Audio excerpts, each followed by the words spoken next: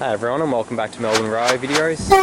I'm here today at Heathmont on the Belgrave line. It's the first station after Ringwood on the Belgrave branch proper, if you can call it a branch line. 245M's departing ahead of us. Yeah, it's an interesting discussion as to what is the branch line and what's the main line.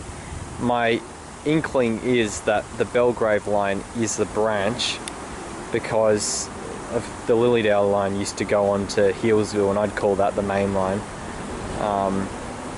Whereas the Belgrave line used to only sort of go to Upper Ferntree Gully with the section after it being narrow gauge. So I think the case for it being the nominal branch line is better, even if today, you know, the Lilydale line only finishes at Lilydale and has fewer stations on its little section compared to the Belgrave line has on its own section. Okay, let's have a look around Heathmont. There's a road overpass at this end. This is looking towards Belgrave. I'm not sure if this was always here, this road overpass. My guess is that it was, or whether there was previously a level crossing. I just think that naturally the line seems to be on a descent anyway.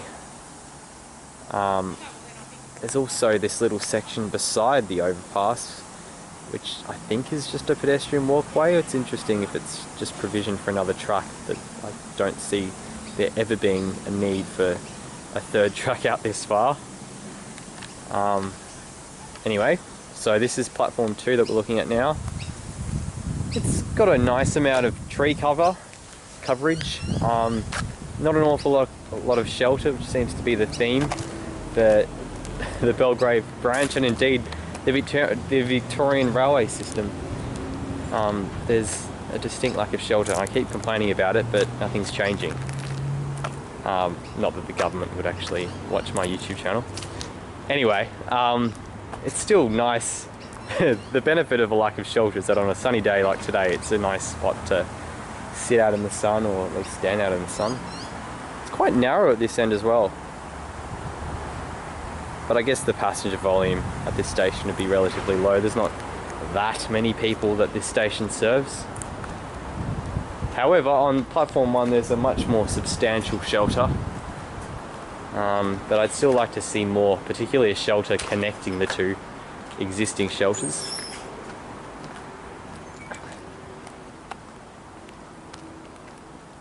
Let's walk towards the main and only exit.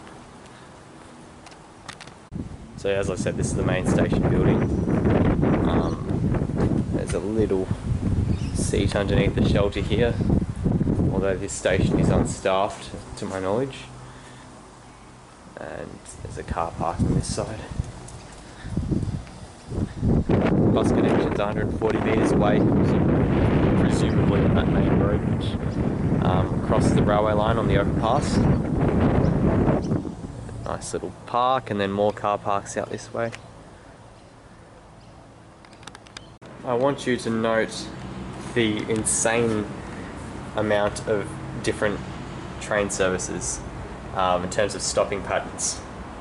So Flinders Street Varsity Loop, Flinders Street Direct, train to Ringwood, change trains at Ringwood, not stopping in East Richmond, and then like a variety of different express services. There's way too many of them. It needs to be simplified. I think other YouTubers have talked about this in depth, but it's just so confusing. Like, I don't know why there needs to be so many different stopping patterns. There are some more buildings, doors across this way, including the Protective Services Officer's room, and a couple of what looks like toilets that are no longer open and look like they haven't been open for a while.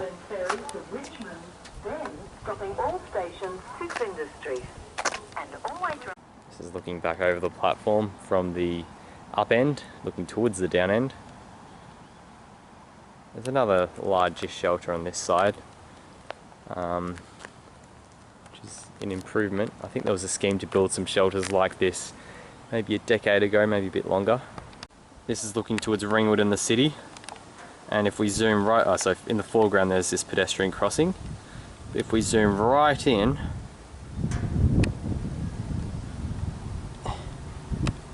you can see a bit of an incline, and then the railway line, you might just be able to make out it heading down. I know it's a bit blurry. That is the site of a level crossing removal. I can never remember the name. I think it's something like Bedford Road. It's obviously between two stations, so there's no new station in the midst of it, but that was removed last year or perhaps the year before. That was one of the many level crossing removals across Melbourne, and indeed on this line. And to the right, you might just be able to make out what I think is an Extrapolis train.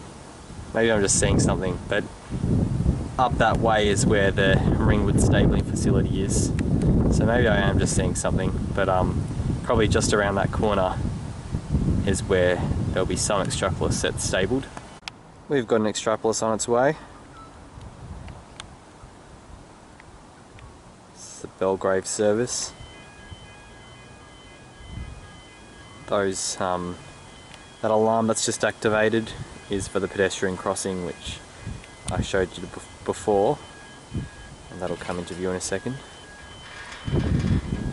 Yeah, so this is a Belgrave service. It'll stop next at Bayswater, followed by Boronia. This is after Heathmont, of course, it hasn't even stopped here yet. Boronia, then Ferntree Gully, Upper Ferntree Gully, Upway, Tacoma and Belgrave. 905M's leading.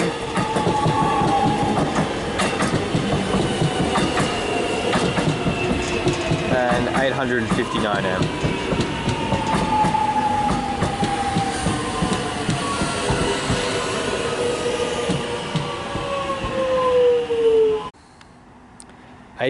A59M and 860M is the set Western Port, which was named in some sort of naming competition that they held over a decade ago. I think there's a Melbourne Rocks as well. It's one of the other names, Croydon West maybe. I think it was a competition among primary school students.